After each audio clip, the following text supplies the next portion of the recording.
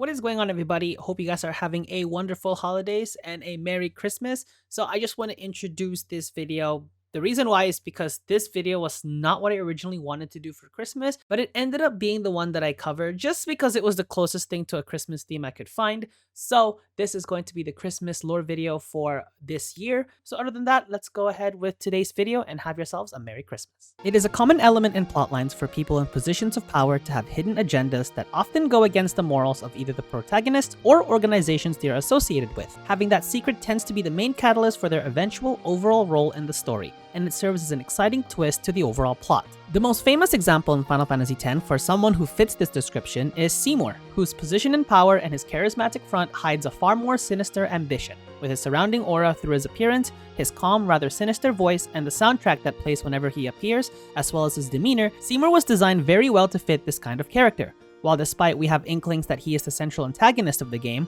his very calm and charismatic personality is one that is very magnetic to the population of Spira, and why I really like Seymour as a character. Even though he had a very ambitious ultimate goal, one that would culminate in him wanting to become the very being that causes destruction and fear across all of Spira to prevent the suffering he experienced when he was young. However, not all people in high position use this to their own ends, and that befalls the character covered in today's lore video, and the last of the Maesters of Yevon that we have yet to cover. So here is the video on the last Maester of Yevon, Kelk Ronso. Maester Kelk Ronso was born sometime before the events of Final Fantasy X. While we are not certain about his childhood, it is likely that as custom Ronso tradition, it is custom for them to be the strongest in order to protect the mountain, and Kelk Ronso likely trained to be a strong warrior in his youth. However, his experiences, knowledge, and possible skill in combat is what promoted him to be the Elder of the Ronso by the events of Final Fantasy X. Similar to Jiskel Guado, Kelk Ronso became a Maester of Yevon through the sub-race's appeasement policy introduced by Micah during his tenure as Grand Maester, and both non-human Maesters sought for their respective races and cultures to be included in the very dominant religious faction. Kelk Ronso, being the elder of the Ronso tribe around this time the policy was enacted, was appointed as the Maester of Yevon representing the Ronso.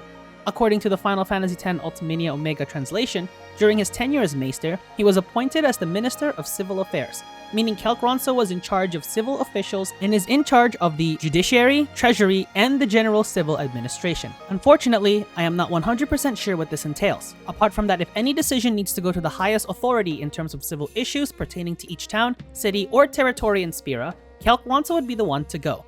But I wish each of these roles were demonstrated more in the story, as this title just felt empty and did not show much representation in the game, perhaps apart from the trial of Yuna in Bevelle. Naturally, as a Maester and thus the representative of the Ronso and the Yevon religion, Kelk upheld the teachings of Yevon and thus opposed those who defied its teachings, but did not seem as though he was as uptight to the rules compared to the more ambitious Maesters and those with their own hidden agendas, and would adhere more to the rules of the mountain of Gagazet. Based on what we know, only Kelk Ronso and Jiskel were the ones that did not have any hidden agendas to push their own ambitions, unlike the human Maesters of Yevon, and it is disappointing that they both met very tragic ends. When Kelk Ronso discovered the secrets of Yevon and its Maesters through the trial of Yuna's murder of Seymour, specifically discovering that Seymour had killed his father to take the title of Maester, as well as Micah's status as an unsent explaining his long tenure as Grand Maester, it was hinted that he felt uneasy by the discovery to the point where his faith in Yevon was shattered, as we see when Yuna and her guardians showed the resolve to continue their journey despite being branded as traitors to Yevon and ordered to kill upon sight. Kelk, partly from this revelation, allowed Yuna and her guardians to pass, and furthermore would stop anyone who would go after them, even people in higher positions than Kelk himself. This was shown when Seymour was pursuing the party after their escape from Bevelle. He was stopped by the Ronso, including Kelk himself, and were killed in their attempt to hold him back. Not just Kelk, but also Biran and Yenke were killed, along with most of the Ronso's finest warriors, leaving only a handful of them by the time the events of Final Fantasy X-2 had begun.